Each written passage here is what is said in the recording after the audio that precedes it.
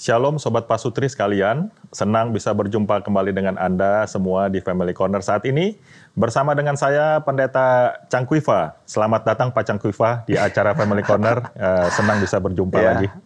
Senang, lama tidak bertemu, Iya, ya. juga dengan Sobat Pasutri sekalian di Iya. GKI Mangga Besar. Ya, puji Tuhan, puji Tuhan. Baik, Sobat Pasutri sekalian, riset yang dilakukan oleh Everett Worthington dalam artikelnya Forgiveness in Marriage menyatakan kualitas hubungan pernikahan akan mengalami decline atau penurunan setelah 2 tahun pertama pernikahan. Jadi hasil riset yang dilakukan oleh Everett juga membuktikan pengampunan memegang peranan penting dalam perkembangan kepuasan pernikahan dan kasih suami istri. Oleh sebab itu tidak salah kalau Ruth Bell Graham, istri dari penginjil terkenal Bill Graham, pernah mengatakan, "A happy marriage is the union of two forgiver," atau pernikahan yang bahagia adalah kesatuan dari 2 orang yang saling mengampuni. Bukan pengampunan yang hanya diucapkan dari mulut saja, tapi dari dasar hati yang mendalam. Ya, nah Sobat Pasutri, hari ini kita akan bersama-sama membicarakan lebih intens secara praktis tentang pengampunan suami istri, bahkan di dalam keluarga. Pendeta Cangkuifa akan menemani saya berbincang-bincang tentang hal ini. Nah, Pak Cangkuifa, kita langsung ke pertanyaan nih. Oke. Nah, sebenarnya kita kan bicara soal pengampunan ya Pak ya, di dalam keluarga dan juga suami istri ya. Sebenarnya apa sih yang Alkitab ajarkan tentang pengampunan? Yang Tuhan ajarkan ya tentang pengampunan. Ya, inilah yang akan menjadi pembicaraan kita sampai 30 menitan ke depan Karena pengampunan itu memang tema sentral dari Perjanjian Lama juga Perjanjian Baru. Dan kita melihat di masa terakhir kehidupan daripada Tuhan Yesus Kristus pun dia bahkan memberikan pengampunan. Dia menyatakan di atas kayu salib, "Ampunilah ya Bapa mereka karena mereka tidak tahu apa yang mereka perbuat." Sehingga kita melihat bahwa Kristus pun mengalami situasi yang sedemikian dahsyat, situasi yang jahat, situasi yang begitu sangat menyakitkan hati ya. Bahkan bagi orang-orang yang mengasihi Tuhan saat melihat Tuhan Yesus mengalami situasi yang begitu gelap itu. Nah di sisi ini maka kita melihat bahwa realita kehidupan yang Alkitab itu perkenalkan, yang kitab suci perkenalkan itu memang bukan kehidupan yang tidak ada realita kejahatan gitu. Jadi adanya kejahatan itu adalah suatu fakta. Kita masih setelah kita ditebus oleh Tuhan Yesus, kita masih hidup di dunia ini, belum langsung masuk ke surga kan. Dan realita itu saya rasa kalau kita betul anak Tuhan, sedikit banyak ya kita akan mengalami apakah kita dikhianati, kita di fitnah, kita mengalami situasi yang buruk, dan biasanya ternyata bukan dari orang yang jauh dari kita, yang memiliki potensi untuk membuat hidup kita itu complicated ya. Justru orang-orang terdekat. Orang-orang terdekat dalam hal ini bisa jadi keluarga, lebih dipersempit bahkan itu suami istri sampai kepada orang tua anak begitu. Jadi memang karena memang keberdosaan dan kejahatan dunia ini ya Pak ya. Betul. Jadi memang menguasai hati seseorang sehingga sesungguhnya Alkitab sendiri mencatat di dalam Perjanjian Lama, Perjanjian Baru bahwa pengampunan itu sangat penting. Betul. Ya, dan Tuhan sendiri sudah mengorbankan hidupnya dan memberi pengampunan kepada kita. Betul. Nah, sekarang Pacang ini realitanya ya. Mengapa ya seseorang itu bisa sulit sekali untuk mengampuni? Nah, atau kadang-kadang seseorang itu tidak memiliki perasaan untuk mengampuni. Ya, itu adalah sebenarnya bisa dilihat dari begitu banyak unsur ya. Jadi saya percaya peran orang tua tuh juga sangat penting saat membesarkan anaknya. Ini dia. Di sini saya melihat Ami juga belajar di rumah. Artinya anak-anak yang kita tahu mereka dalam Mazmur dikatakan sejak dari dalam kandungan aku itu dalam kandungan sudah berdosa. Ya kan? Itu Daud yang menyatakan kan. Sehingga kita mengerti bahwa anak-anak itu ada sinful nature dan mereka melakukan berbagai kesalahan ataupun keberdosaan yang basically orang tua kan tidak tidak menyukai ya, karena itu mendatangkan kekesalan juga bagi orang tua. Nah, tetapi kan kita tahu bahwa di dalam kita mengenal Kristus, maka anak-anak yang ada sinful nature ini, peran orang tua lah untuk membentuk. Mereka ada kesalahan, oke, kita ajarkan kan, untuk minta maaf, begitu. Kalau maaf itu kan kepada manusia, sedangkan kalau minta ampun itu kan kepada Tuhan sebenarnya. Kita minta ampun atas keberdosaan kita. Nah, sedangkan kalau kita kepada anak atau pada orang yang bersalah pada kita memberikan maaf, juga kita memberikan pengampunan kepada mereka. Sehingga saya lihat sih bagian daripada pendidikan itu penting ya. Dan juga pengalaman dari kecil kalau kita seringkali mengalami misalnya ada kesalahan, tapi kemudian dimaafkan, diampuni, maka itu secara pengalaman kita mengalami itu. Nah, masalahnya kan kalau setelah dewasa ternyata ada kejadian di luar nalar kita. Betul. Yang menimpa kita. Yang kita suka dengar itu mungkin ditipu, sampai seseorang itu harus berhutang di sana sini misalnya, sampai itu dia setiap kali mengingat itu ada kemarahan dan seterusnya ya, ataupun nggak bisa terima ya, ataupun situasi daripada saya tahu ada anak-anak remaja yang juga marah kepada orang tuanya misalnya, karena orang tuanya terlalu sibuk dan tidak memperhatikan akan mereka, sampai kemudian anak itu masuk ke dalam situasi-situasi kegelapan gitu loh. Dan akhirnya dia seperti ada suatu mindset, ini karena orang tua. Nah, itu kan suatu kemarahan yang bisa berjalan bertahun-tahun ya gitu. Gitu. Jadi ada kesulitan juga di sana karena rasa sakit yang dirasakan. Jadi rasa sakit itu seperti udah mengeras di dalam hati. Ya. Jadi karena udah bertahun-tahun tidak ada resolusi, tidak ada pembaruan. Betul. Maka dengan demikian seumur hidupnya atau dari kecil sampai dia dewasa, kemarahan dan sakit hati itu terbawa terus. Betul. Sehingga sulit ya Pak untuk mengampuni ya.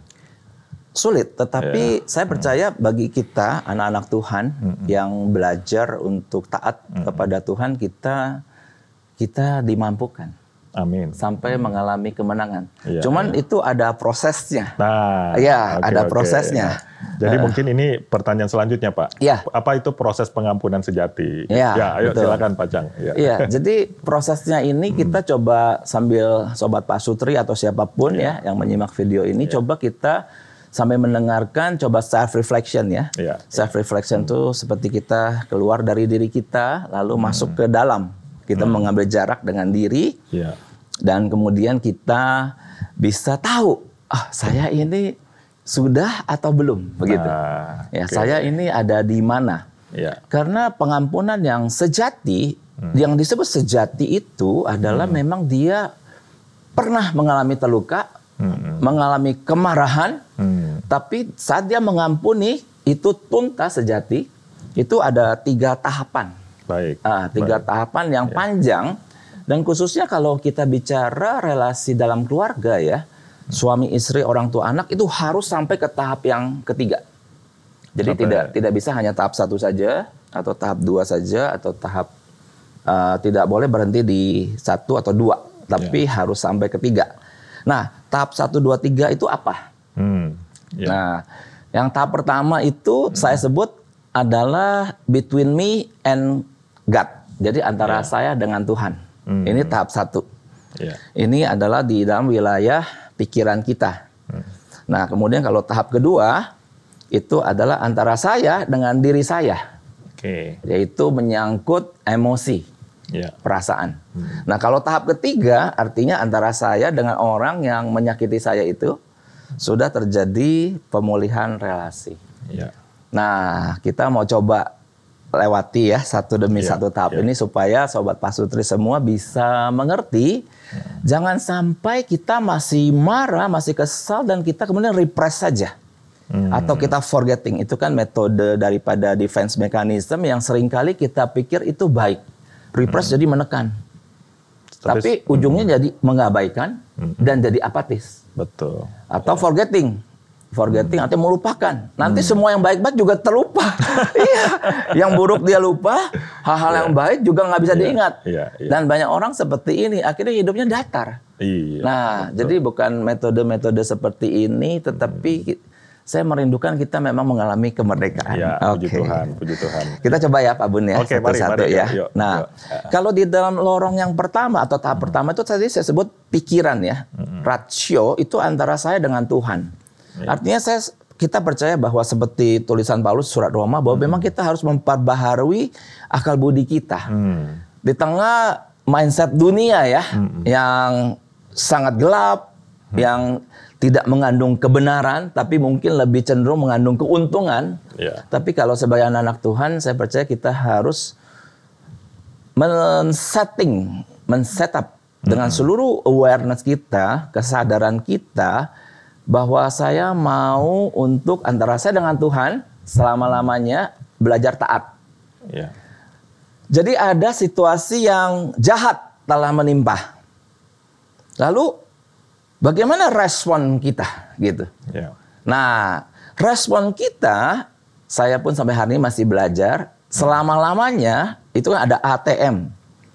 A itu acuh tak acuh terhadap firman. Lalu M dulu, M itu melawan, melawan firman. Nah, saya rasa kita sebagai anak-anak Tuhan tidak pilih dua ini ya, tapi kita pilih T. T ini adalah taat kepada firman. Nah, lalu firman bicara apa tentang pengampunan? Nah, saya mau mengambil dari 3 bagian firman ya, secara cepat. Yang pertama dari Matius 6 ayat 9 sampai 13. Itu doa Bapa kami. Nah, di dalam banyak liturgi gereja, ya saya khotbah kemana-mana, seringkali doa ini masuk di dalam urutan liturgi biasanya. Menutupi akan doa yang setelah dinaikkan gitu. Nah, saya bacakan ya. Bapa kami yang di sorga, dikuduskanlah namamu, datanglah kerajaanmu, jadilah kehendak-mu di bumi seperti di sorga. Berikanlah kami pada hari ini makanan kami yang secukupnya, dan ampunilah kami akan kesalahan kami. Seperti kami juga mengampuni orang yang bersalah kepada kami. Sampai di sini dulu kita berhenti nih. Bahwa dalam doa Bapa kami, ini satu doa yang sangat khusus diajarkan oleh Tuhan kita, Yesus Kristus, mengandung hal ini. Betapa Tuhan juga mengerti ya situasi kita. Sampai ampunilah Tuhan akan kesalahan kami seperti kami juga mengampuni orang bersalah kepada kami. Artinya kan di antara komunikasi, relasi antar manusia seringkali terjadi hal-hal yang menyakitkan. Betul. Dari dulu tuh ya, Pacang ya. Sejak manusia jatuh dalam dosa kan.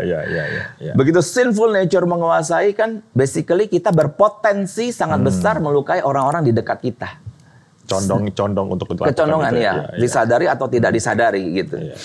Nah, dan janganlah membawa kami ke dalam pencobaan, tetapi lepaskanlah kami daripada yang jahat, karena Engkaulah yang mempunyai kerajaan dan kuasa dan kemuliaan sampai selama-lamanya. Amin. Nah, ini di dalam doa Bapa kami. Jadi secara fully awareness ya. Oh iya.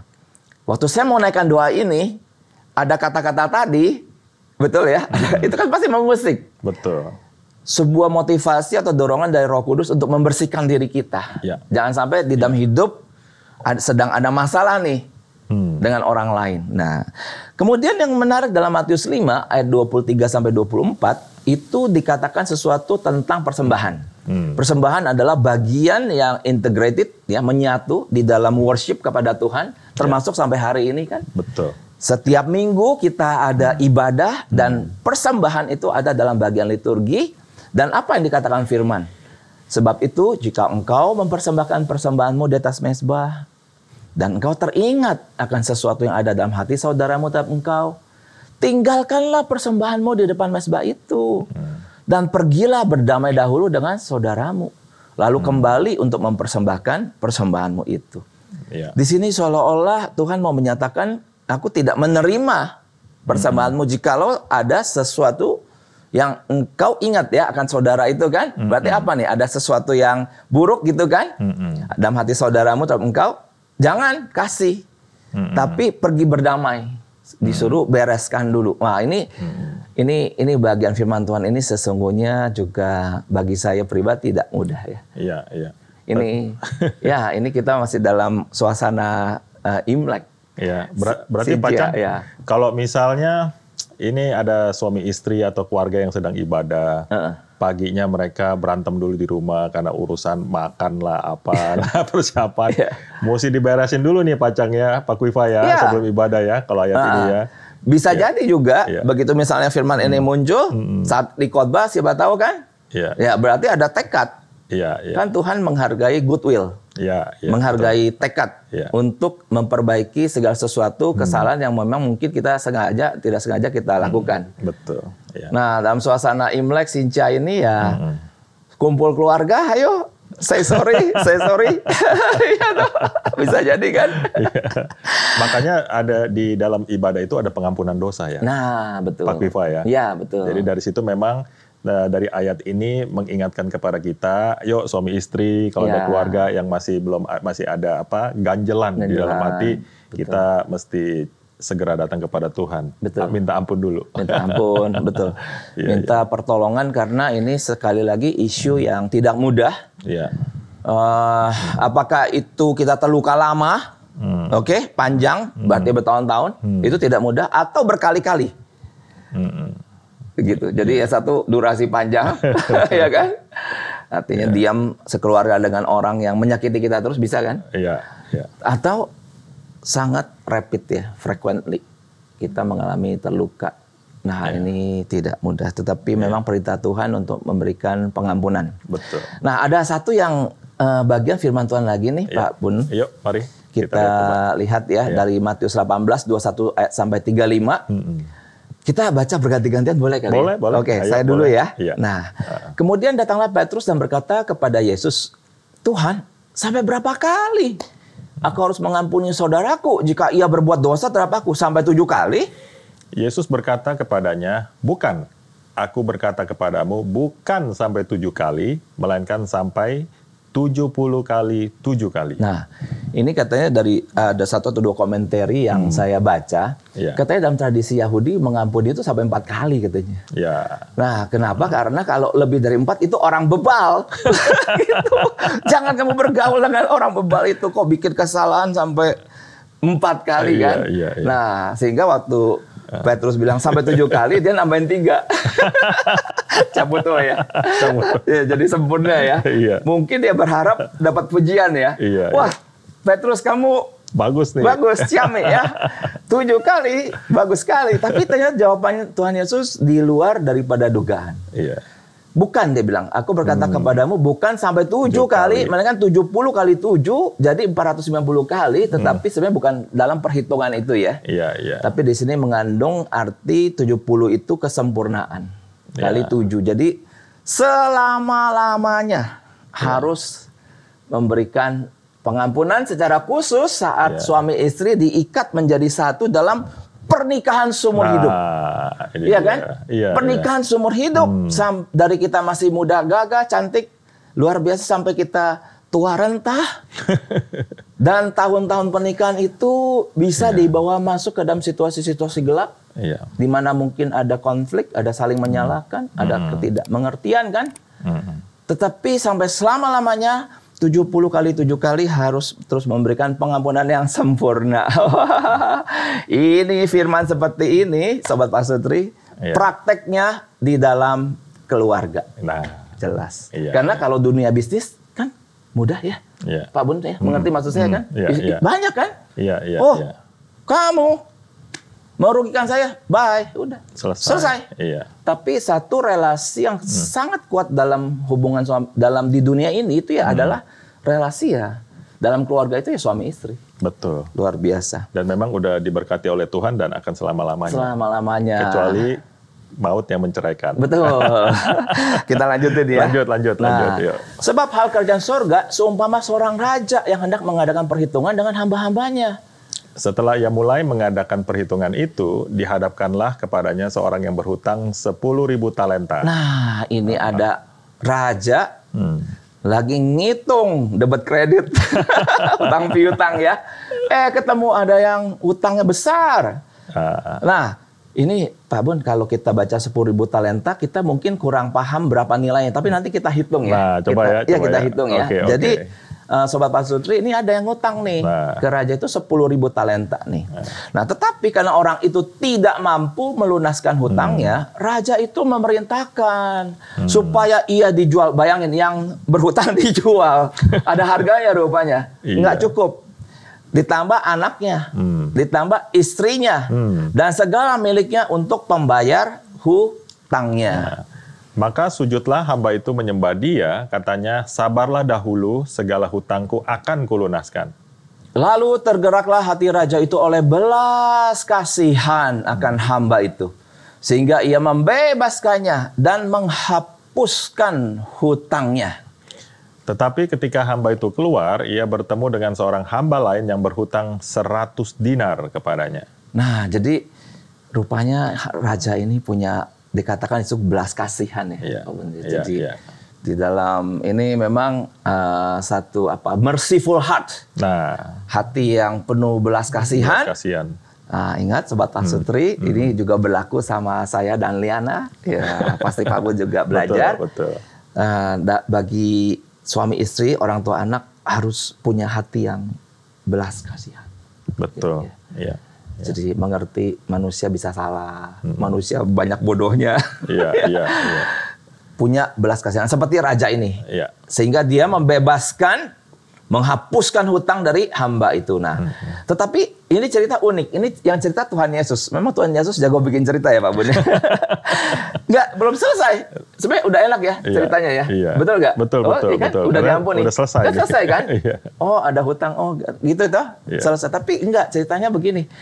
Dilanjutkan tadi, hamba itu keluar, ketemu seorang hamba lain yang berhutang 100 dinar. Nah, itu berapa nilainya? Nanti kita cek ya. Ia menangkap dan mencekik kawannya itu, katanya, bayar hutangmu. Maka sujudlah kawannya itu dan memohon kepadanya, sabarlah dahulu, hutangku itu akan kulunaskan. Nah, ini ada yang hutang 100 dinar. Tadi 10.000 talenta ya. Nah ini, tapi ia menolak. Dan menyerahkan kawannya itu ke dalam penjara sampai dilunaskan hutangnya. Melihat itu, kawan-kawannya yang lain sangat sedih, lalu menyampaikan segala yang terjadi kepada tuan mereka. Raja itu menyuruh memanggil orang itu dan berkata kepadanya, "Hai, hamba yang jahat, seluruh hutangmu telah kuhapuskan. Karena engkau memohonkannya kepadaku, bukankah engkau pun harus mengasihani kawanmu seperti aku telah mengasihani engkau?" Maka marahlah tuannya itu dan menyerahkannya kepada algojo-algojo sampai ia melunaskan seluruh hutangnya. Nah, jadi akhirnya orang itu yang tadinya udah dibebaskan, ditangkap lagi sama algojonya raja, dimasukin penjara. Kesimpulan akhirnya ternyata siapa raja itu? Siapa hamba itu? Di sini di ayat 35, maka Bapakku yang di sorga akan berbuat demikian juga terhadap kamu, apabila kamu masing-masing tidak mengampuni saudaramu dengan segenap hatimu. Begitu. Jadi hamba yang tadi mendapatkan kebebasan ya, dengan hutang yang besar itu, itu adalah kita, ya kan? Dan raja itu Bapa di sorga. Nah, jadi Bapa di sorga pastinya telah mengutus Tuhan kita Yesus Kristus mati bagi kita. Dia bangkit, kita telah diampuni kan? Nah, pengalaman ini kan pengalaman yang sangat spesial. Kita sebut kasih karunia, disebut grace yang luar biasa, anugerah yang besar. Dan karena kita telah mengalami diampuni oleh Tuhan, maka di sini seperti quote unquote ada suatu tuntutannya.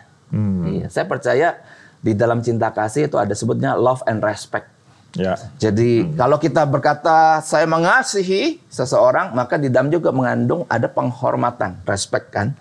Nah, di dalam respect itu ada tatanan, ada kebenaran, ada keadilan yang harus dijaga. Baru love itu bisa flourish. Tapi kalau love tidak ada respect, kita semau-maunya, ada permintaan saya tolak, ya kan? Saya nggak mau. Tapi katanya mengasihi. Ya pokoknya saya mengasihi. Tapi saya minta ini. Tapi saya nggak mau kasih. Wah itu kacau sekali ya. Jadi di dalam love ada tuntutan. Dan orang yang dikasihi juga memberikan. Nah jadi ada kesalingan ya. Nah di sini Bapa di sorga ya dikatakan, waduh, Tuhan Yesus yang ngomong nih, tidak akan mengampuni kamu ya, jikalau kamu tidak mengampuni saudaramu dengan segenap hatimu. Nah, yang menarik dalam kisah ini, tadi kalau kita baca sekilas, itu kita tidak mengerti nilai yang Tuhan Yesus itu paparkan.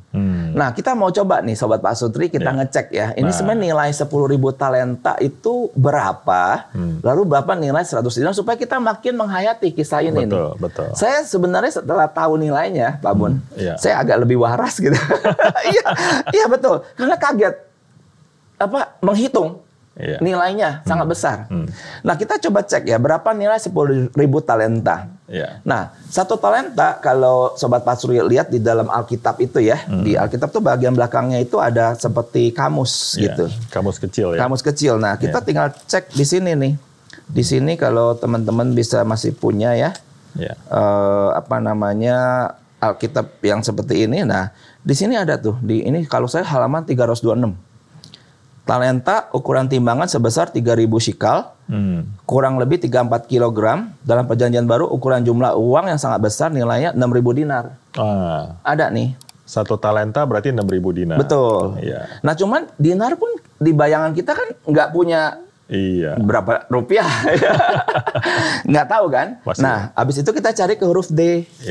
Nah, Sobat Pasuri kalau punya Alkitab di rumah ya, kita cari dinar ya. Nah, di huruf D nih saya cari ya. Nah, tuh dinar tuh. Saya bacakan ya. Dinar tuh mata uang Romawi. 1 dinar ialah upah pekerja harian dalam sehari. Nah, ini udah mulai ketemu nih, Pak Bun. Karena dikatakan 1 dinar upah pekerja harian. Berarti 1 dinar 1 hari. Iya. 1 dinar adalah upah pekerja harian. Jadi sehari saya kerja nih pekerja harian ya. Berarti buruh. Betul. Buruh dari pagi fajar menyingsing sampai sore lah ya. Sore selesai. Bisa 8 jam mungkin, 10 jam gitu kali ya. Dapat sedinar.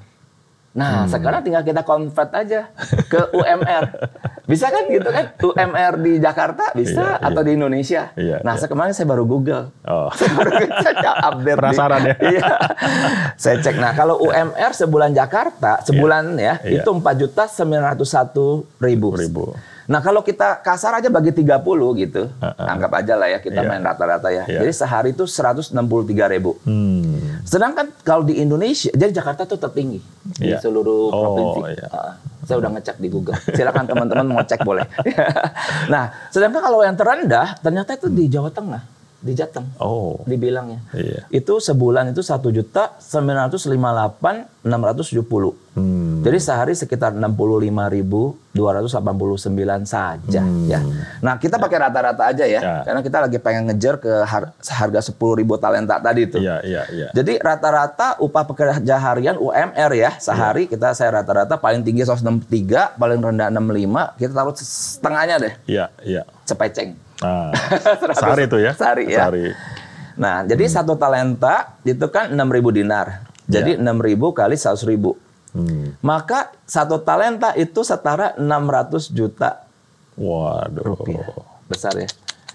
Pak Bun masih ingat nggak kisah yang ada pengusaha pergi ngasih 1 talenta, 2 sama 5, ingat ya? Berarti 1 udah banyak juga tuh ya. Makanya kenapa tuannya waktu pulang marah kan? Dibilang kamu hamba yang jahat dan malas. Karena 600 juta dikubur. Itu kan sama kayak Innova baru ya. Kan dikubur. Kalau kita kan, saya di Bandung, saya bisa buka travel di satu. Benar. Melipat gandakan ya kan? Ini dikubur 600 juta. 1 talenta yang kisah itu loh. Nah, kita sekarang balik ke kisah ini. Karena ini kan mata uang masa lalu. Cuman telah berhasil kita convert. Kita konversikan. Jadi Sobat Pak Sutri, 1 talenta itu 600 juta. Lalu tadi yang hamba itu kan ngutangnya 10.000 talenta. Nah, coba ini nolnya banyak nih. Nah, 10.000 talenta dikali 600 juta rupiah itu setara. Nah, kalau saya baca itu nolnya banyak, itu 6.000 miliar. Atau 6 triliun. Luar biasa. Ya, hamba bisa, makanya dibilang jual dirinya, betul ya? Jual istrinya, jual anaknya. Jual semua yang dia punya gitu. Mungkin dia punya kambing, domba kali ya. Nggak setara tuh kalau segitu tuh, Pak Kwifa. Iya, sampai dia kan betul-betul akhirnya aduh nelangsa ya. Dia minta ampun kan. Hati raja itu dikatakan tergerak oleh belas kasihan kan. Iya. Terus diampuni kan. Hutang 6.000 miliar atau 6 triliun ya. Kebayang kalau kita ada hutang besar gini lalu diampuni, kita bisa jalan di atas awan ya Pak Bun. Bisa joget-joget ya. Iya. Nah, cuman orang ini yang telah diampuni sedemikian besar, nah dia kemudian keluar ketemu hamba yang lain. Dikatakan hutang kan 100 dinar. Betul. Tadi kan dinar udah ketemu. Dinar itu kan sehari 100.000. 100.000, iya. 100 dinar, 100 aja kali 100.000. Itu jadi cuman captiau. Cuman captiau 10 juta ya. Iya. Saya diampuni 6T. Lalu ada yang lewat hamba lain ngutang 10 juta rupiah saja. Tapi dia cekek. Kamu mesti bayar. Kalau nggak bayar, kamu saya masukin penjara. Masukin kan. Terus teman-temannya kan melihat situasi itu sedih. Lapor sama raja. Nah, dari kisah ini jadi kembali tadi 3 tahap ya. Kita baru tahap pertama nih, Pak Bun, cukup panjang nih ya. Cuman ini sangat kuat message-nya, termasuk saya juga belajar betapa dosa-dosa yang kita lakukan di hadapan Tuhan, dosa lalu, hari ini dan besok gitu. Tuhan Yesus sudah memberi pengampunan dan nilainya itu sangat mahal ya. Sangat besar, dikatakan keselamatan is free, betul, tapi tidak murah kan? Iya. Ya, itu keselamatan is free, itu artinya kita tidak membayar kan ya? Tapi it is not cheap, karena Tuhan Yesus menyelesaikannya sedemikian di atas kayu salib sampai kita hari ini boleh menjadi orang-orang yang merdeka. Amin. Orang-orang bebas yang telah menerima pengampunan. Nah, sekarang kita masih hidup di dunia. Istri bikin salah sama kita. Atau suami bikin kesel bagi istri. Bagaimana? Mau kekeh-kekeh gitu? Tetap. Ya, itu mah kalau Tuhan mah emang dia Tuhan misalnya gitu. Kalau saya kan enggak misalnya gitu. Enggak bisa. Karena dikatakan, jikalau kamu tidak mengampuni, maka Bapamu di surga itu juga tidak mengampuni. Wah, ini suatu desakan. Strong message ya. Strong message, iya. Sehingga tadi saya bilang ATM kan ya. Acu tak acu, melawan atau taat. Pada momen ini, Sobat Pasutri, mari kita merendahkan diri di dalam tahapan pertama. Boleh nggak kita, jikalau ada kesulitan untuk mengampuni, tapi kita di tahap 1 ini, lorong 1 ini, antara saya dengan Tuhan, saya selama-lamanya memilih untuk taat. Amin. Kalau kita bisa punya mindset, keputusan di dalam rasio kita, saya mau mengampuni, tahap 1 itu lewat. Ya. Baru tahap 1 loh. Kan kita bicara pengampunan sejati ya. Nah, sekarang tahap 2-nya itu apa? Nah, tahap 2-nya jadi lanjut nih. Setelah wilayah rasio itu kita selesaikan. Dengan Tuhan ya. Dengan Tuhan ya. Karena ini firman dari Tuhan. Urusan saya bukan dengan orang ini yang menyakiti saya, oke. Tetapi antara saya dengan Tuhan, selesai dulu. Tuhan, saya memang disakiti ya, kesal banget, tapi saya memilih satu keputusan untuk mengampuni. Ini between me and God. Taat kepada firman. Iya. Kiranya Sobat Pasutri semua ditemukan selama-lamanya, ditemukan demikian oleh Tuhan. Amin ya. Amin. Nah, tetapi belum selesai. Ya kan? Belum selesainya tuh gimana? Katakanlah ini kita dengar baru pulang khotbah, pulang ibadah. Iya. Ya kan? Wah, saya ingin jadi anak Tuhan yang memberikan pengampunan kan? Nah, tahap 2-nya ini. Ternyata saat memasuki tahap 2 itu apa tadi saya katakan antara saya dengan diri saya sendiri. Itu menyangkut emosi. Nah, menyangkut emosi itu artinya apa? Artinya saat kita mengingat akan kejadian di mana kita dilukai, nah bagaimana emosi kita? Nah, jadi tahap 2 itu ada tahapan tentang emosi diri kita, tentang perasaan. Saat Anda mengingat kejadian yang menyakitkan tersebut, bagaimana respon emosi Anda? Tadi firman udah oke kan ya? Secara rasio kan? Ya Tuhan saya mau taat. Tetapi begitu Anda secara sengaja mengingat kejadian di mana Anda dilukai, Anda dikhianati, Anda difitnah, Anda dikata-katai hal yang tidak benar, atau banyak hal, dunia ini begitu gelap. Apakah emosi yang muncul secara spontan, gitu, dalam hitungan detik, tek gitu ya. Tiba-tiba kita gusar. Tiba-tiba kita marah. Tiba-tiba mungkin tambah satu kita bisa, banting ini. Karena ingatan itu datang secepat cahaya gitu. Seperti tombol marahnya kepencet, Pak. Iya, seperti tombol marah kepencet, ya. Nah, di sini udah di tahap 2 ini, harus kita sadari. Selama kita ternyata masih memiliki emosi negatif terhadap situasi tersebut, ingat, maka kita belum mengampuni. Dan gitu aja. Di tahap 2 ini belum lewat. Belum lewat ya. Jadi, tiap kali mengingat kejadian itu, kita gusar. Marah, kecewa, sedih, bahkan ada punya skenario ingin membalas. Mestinya ya, nanti kalau dia ngomong begini, saya sikat ngomong begitu. Nah, gitu kan.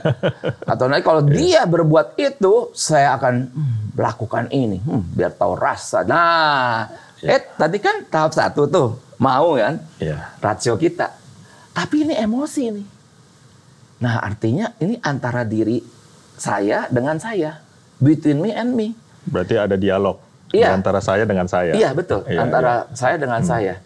Jadi kita kan bisa, tadi saya katakan self-reflection itu kan, keluar melihat diri kita kan. Betul. Juga terjadi dialog. Sehingga sebenarnya kita bisa menelaah perasaan kita, itu kita bisa telaah ya. Jadi artinya saat Anda mengingat bagaimana mungkin ada anggota keluarga menyakiti, mungkin itu paman ke tante di masa lalu ya. Lalu teringat memori itu. Waktu itu kita marah. Bisa jadi. Kesal. Tapi sekarang ini, tanda kalau kita sudah menang atas diri kita, itu kita ada ketentraman. Jadi memori itu bolak-balik, kita tenang. Tapi begitu memori itu balik, kita gusar, marah. Waduh, kayaknya ingin ini, membalas ya. Itu kita belum menang. Nah, belum tuntas ya, belum Pak. Tuntas. Iya, pengampunannya belum tuntas. Belum tuntas. Karena masih ada kemarahan yang terjadi. Bahkan ini sering terjadi di lingkungan orang-orang Kristen sebenarnya, Pak. Ya, belum paham ke tahap ini sebenarnya, Mbak. Jadi baru tahap 1 dan biasanya untuk masuk ke tahap ini dia pakai metodologi defense mechanism forgetting. Yang tadi Pak sampaikan ya. Jadi lupakan. Begitu dilupakan, emosi tidak naik. Tapi nggak selesai. Karena melupakan itu bukan suatu tata cara kita untuk memenangkan kehidupan ini. Betul. Iya. Iya, jadi ada orang yang saya tahu ya, ini di ruang konseling sih, yang sampai dia lupakan masa-masa traumatik, semuanya yang baik itu lupa. Tadi saya udah kasih tahu itu kan di awal. Nggak ada lagi hidup ini warna-warninya. Karena forgettingnya kebablasan. Jadi hari-hari itu dilewati begitu saja. Nah, jadi di dalam Alkitab saya mau ambil satu contoh pribadi yang mengalami pergumulan berat karena dikecewakan oleh saudara-saudaranya. Pak Bon pasti tahu. Itu namanya Yusuf. Nah, saya mau membacakan dari Kejadian 42 ayat 22 sampai 24a ya.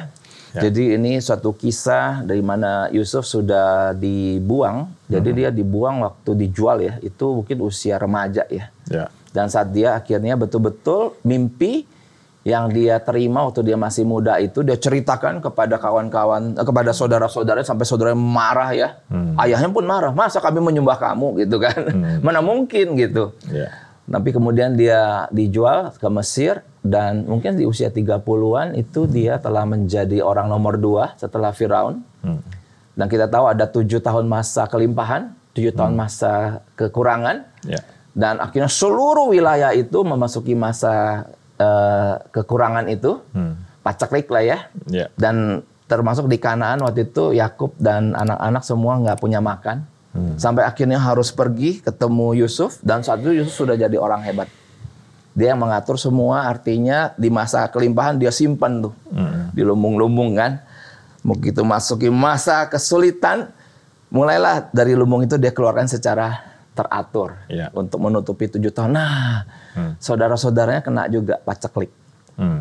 Nah, di sini Kejadian 42 ayat 22, lalu Ruben menjawab mereka, bukankah dahulu kukatakan kepadamu, janganlah kamu berbuat dosa terhadap anak itu. Tapi kamu tidak mendengarkan perkataanku, sekarang darahnya dituntut daripada kita. Nah, jadi ini kisah dulu waktu Yusuf itu dijual ya. Kan ternyata tadi mau dibunuh malah. Iya. Nah, tetapi mereka tidak tahu bahwa Yusuf mengerti perkataan mereka sebab mereka memakai seorang juru bahasa. Nah, waktu Ruben ngomong gitu ya, itu kan kisah yang zaman dia masih remaja, berarti mungkin 10 tahun yang lalu. Tiba-tiba teringat gitu. Yeah.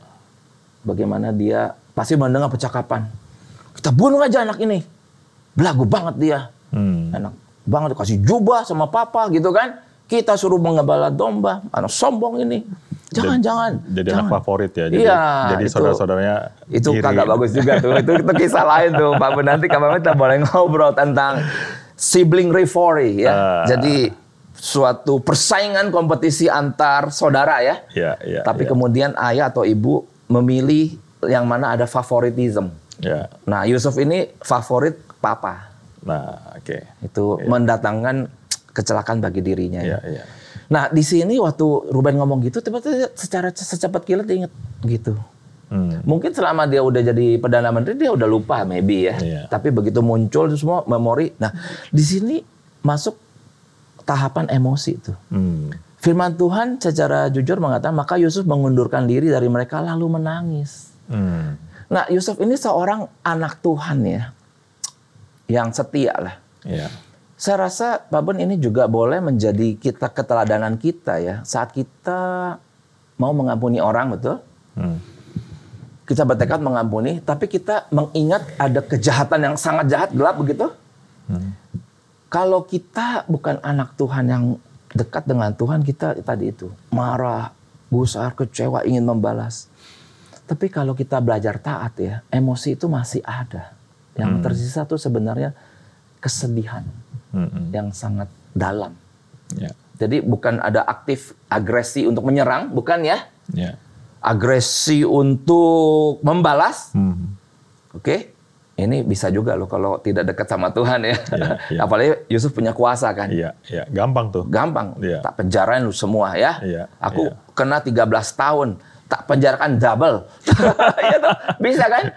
Iya, tapi dia dalam rasa takut akan Tuhan. Dia telah tahu kebaikan Tuhan ya. Bagaimana Tuhan melindungi dia cuma bisa menangis.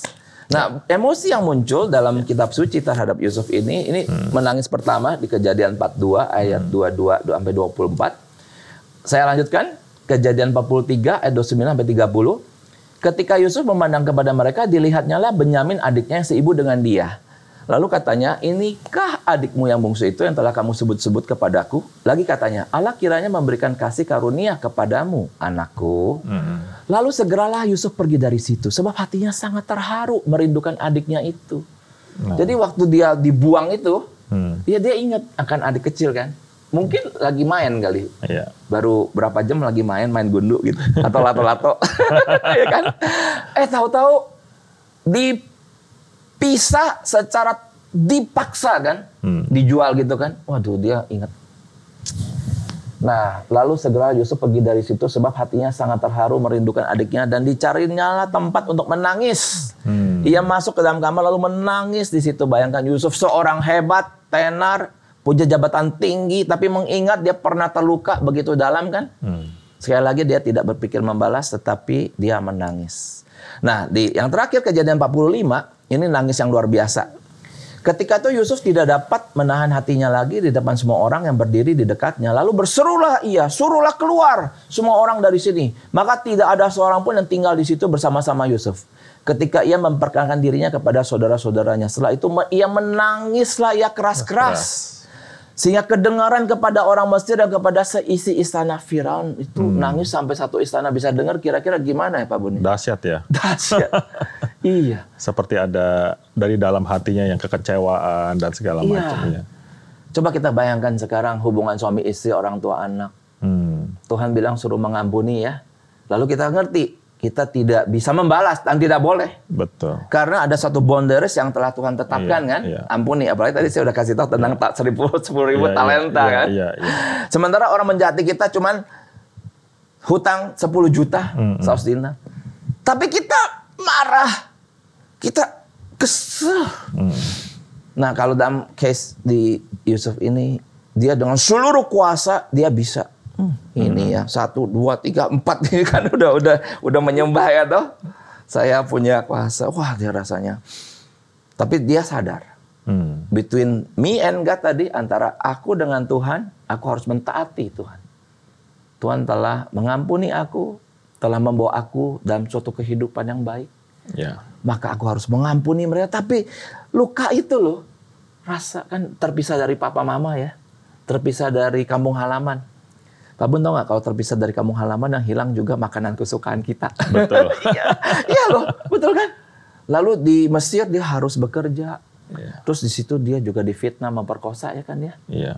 Wah, itu berarti ini luka lama balik kembali di saat itu. Di saat itu. Iya. Kalau ini saudaranya kagak datang ya, mungkin karena dia waktu punya anak itu Manasye dan Efraim, dia kan udah statement. Betul. Anak ini.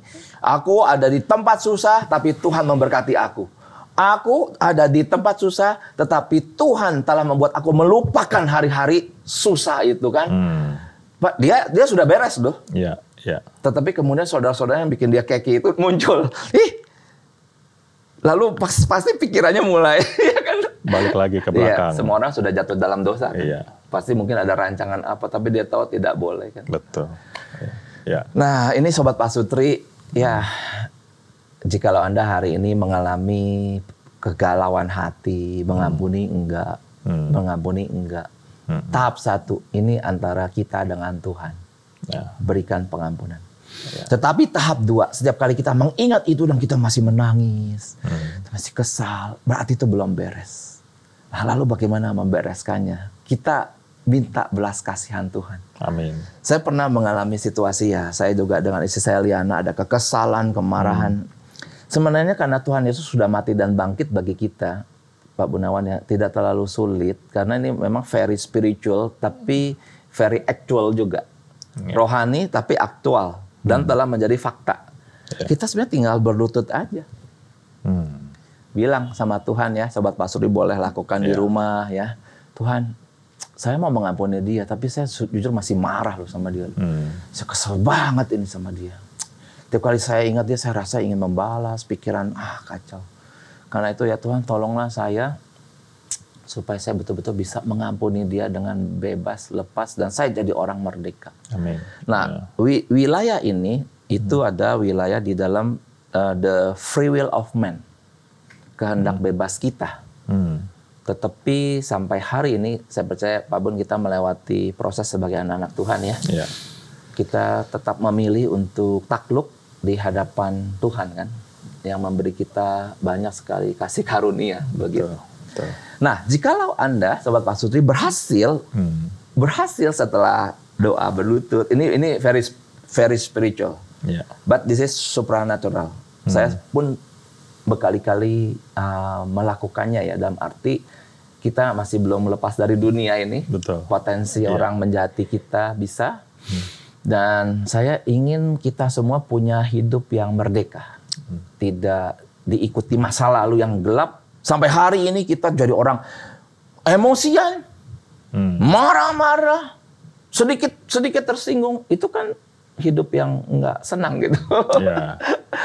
Nah, lakukan ya hal ini supaya emosi Anda itu bisa betul-betul bebas. Kalau bebas, artinya mengingat itu tidak lagi ada kemarahan.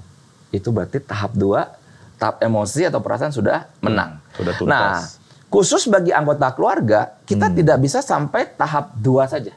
Nah, kita harus masuk ke tahap terakhir ini ya. Ketiga ya. Tahap ketiga ya. Nah, di dalam sebentar, kita mundur sedikit ya. Di dalam tahap perasaan itu, Yusuf mengalami kesedihan yang luar biasa, tetapi dalam relasi dengan Tuhan, ia menyadari bahwa ada maksud Tuhan yang baik bagi mereka semua. Makanya di Kejadian 45 ayat 5 dikatakan, tapi sekarang janganlah bersusah hati dan janganlah menyesali diri, karena kamu menjual aku ke sini, sebab untuk memelihara kehidupanlah Allah menyuruh aku mendahului kamu. Nah, kita mengerti dalam Kristus, sekali lagi tadi seperti kisah 10.000 talenta, 100 dinar, kita mengerti kita sudah mendapatkan kebaikan Tuhan. Itu jelas sudah fakta loh. Tuhan Yesus sudah mati di atas kayu salib, lalu kenapa kita tidak memberikan gitu kan? Tanda sudah melalui lorong kedua adalah hati tidak bergejolak, menerima dengan tentram dan nyaman. Gitu. Nah, kalau itu sudah bisa dilalui tahap 2 ya, jadi kita tentram, kita nyaman mengingat situasi buruk itu, maka memasuki tahap ketiga itu adalah tahapan pemulihan relasi. Nah, rekonsiliasi ya Pak ya? Rekonsiliasi, betul, pemulihan. Jadi ini bukan lagi berbicara, ya saya mengampuni kamu, tapi mata kita masih kayak gini. Sorry ya, minta maaf ya. Ya, saya maafin kamu. Ngomongnya masih. Mukanya masih keki. Masih sangit. Ya, artinya kita nih orang Kristen. Ya, saya maafin kamu ya, gitu kan nggak begitu ya. Tapi kita betul-betul mengampuni, kita rilis ya. Nah, tahapan 3 itu relasi suami istri dan relasi orang tua anak harus mencapai lorong ketiga ini. Nah, ini dia. Nah, ditandai, ada tandanya itu. Kalau tahap 1 tadi sudah taat dengan firman, betul. Di sisi emosi kita sudah tenang. Tantram, nyaman. Tantram, maka tahap 3 itu ada tandanya waktu kita ngobrol, itu udah cair. Betul. Kita tidak lagi ada kayak syak wasangka gitu. Betul. Iya. Kamu apa nih ke aku gitu kan? Enggak, tapi khususnya hubungan suami istri dan orang tua anak itu harus sampai titik dia cair komunikasi. Itu ada keramat tamahan, udah bisa lagi bebas ketawa-ketawa. Tidak ada prasangka buruk itu. Tidak, itu sudah dilenyapkan. Kenapa? Karena juga orang yang menyakiti secara genuine dia minta maaf. Dia bilang, sorry ya. Misalnya kayak saya lah dengan anak-anak lah di rumah ya. Ya sorry, Papa janji nggak ngulang. Kalau Papa ngulang kasih tahu ya. Gitu. Iya, tapi ada genuinely ya. Betul. Kita mau saya sorry, ini bagi yang menyakiti nih. Harus posisi itu ada juga aktif. Nah, posisi yang disakiti, posisi tadi tahap 1, tahap 2, ya menerima, menyambut. Dan karena sudah doa, maka confidence itu adalah fondasi untuk menjalin komunikasi atau relasi itu seharusnya terbentuk lagi. Ya. Gitu. Berarti boleh dibilang tahap 1, tahap 2 itu pemulihan dari kita dulu ya Pak ya? Dari diri kita. Ya, dari kita dan Tuhan. Setelah itu baru kepada orang lain. Kepada orang lain. Artinya begitu kita disakiti, kita jangan menafikan atau meremehkan. Kan anak Tuhan, jangan merasa tersakiti dong. Biasa kan kita orang beriman. Perasaan sakit itu real. Betul. Jangan kayak seolah-olah kalau udah beriman nggak bisa kena rasa sakit. Kan nggak begitu ya? Artinya kita juga tahu bahwa kita manusia, masih darah dan daging, maka proses ini tahap 1, tahap 2 ya harus dilalui. Kalau masih ada kemarahan, ingat tadi, langsung berlutut. Bereskan dengan Tuhan. Tuhan itu akan langsung kok, gampang. Mengangkat itu, kemarahan itu. Karena ada Roh Kudus dalam hidup kita yang mengingatkan dan memampukan kita. Betul. Dan Roh Kudus itu tidak pernah memaksa ya, Pak Benawan ya. Jadi dia itu Parakletos, Roh Penolong. Sehingga dalam pengalaman saya, pasti Pak Bun juga pernah mengalami, kita memang harus secara sukarela menyerahkan. Setuju. Jadi ada kayak seperti cooperation. Dengan tulus sukarela untuk menerima. Dengan tulus sukarela, menyadari saya marah, saya masih kesal gitu kan. Tapi karena kita anak Tuhan, jadi itu seperti kata-kata Martin Luther rasanya itu semper justus et peccator ya. Hari ini saya orang benar, tapi hari ini saya juga orang berdosa. Jadi ada sesuatu yang menyatu. Karena saya orang berdosa, masih bisa marah, kesal. Tapi saya juga orang benar. Saya mengerti cara menyelesaikan ini dengan membawanya kepada Tuhan Yesus. Dan kemudian kita melalui tahap masuk ke yang ketiga dengan merdeka. Amin. Nah, ini ada satu hal yang saya mau sampaikan. Katakanlah, misalnya ya Pak Bun, di dalam situasi-situasi itu seringkali kita ternyata setelah kita berdoa, minta ampun, ternyata juga ada entah bagaimana ya, mungkin karena dulu itu terlalu kelam, bisa terjadi itu. Jadi traumatic experience itu so deep.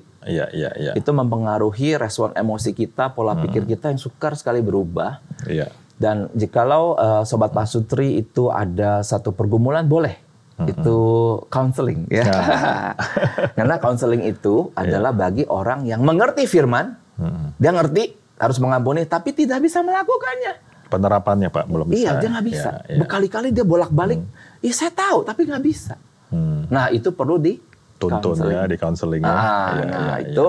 Nanti teman-teman juga boleh menghubungi Family Insight ya. Nanti mungkin ini bisa ditampilkan kali ya. Bisa. Begitu. Karena saya dengan Liana saya biasa melayani para suami. Istri saya Liana juga melayani para istri. Banyak loh istri-istri yang terluka sama suaminya, Pak Bon. Ya Liana jadi sahabat bagi para istri. Memberi kemenangan lah, menjadi alatnya Tuhan ya. Puji Tuhan ya. Memberi advice gitu. Mungkin sebagai konklusi dari Pak Kwiva sendiri, sebenarnya manfaat pengampunan itu signifikannya di dalam pernikahan itu apa, Pak? Mungkin secara singkat aja. Iya. Kita harus terus memiliki kecakapan mengembalikan posisi ya kepada posisi. Jadi gini, di dalam firman Tuhan dalam kitab Kejadian 2 ayat 24, seorang laki-laki meninggalkan ayah dan ibu dan bersatu dengan istrinya. Keduanya menjadi satu daging. Keduanya telanjang dan tidak merasa malu. Nah, penyatuan itu adalah penyatuan kerohanian, intelektual, pertukaran pikiran, penyatuan emosi, sampai kepada penyatuan daripada keputusan. Ini seumur hidup pernikahan harus terus bersatu. Cuman penyatuan ini kan terus digempur oleh iblis. Sehingga dalam rumah tangga bisa ada dua divisi. Divisi itu bisa jadi divorce loh, hati-hati ya. Nah, itu dia.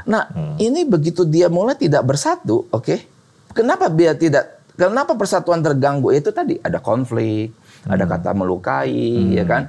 Ada masalah, saling menyalahkan. Nah, ini penyatuan terganggu. Nah, supaya kembali menyatu lagi, betul? Unsur yang sangat penting kan forgiveness tadi.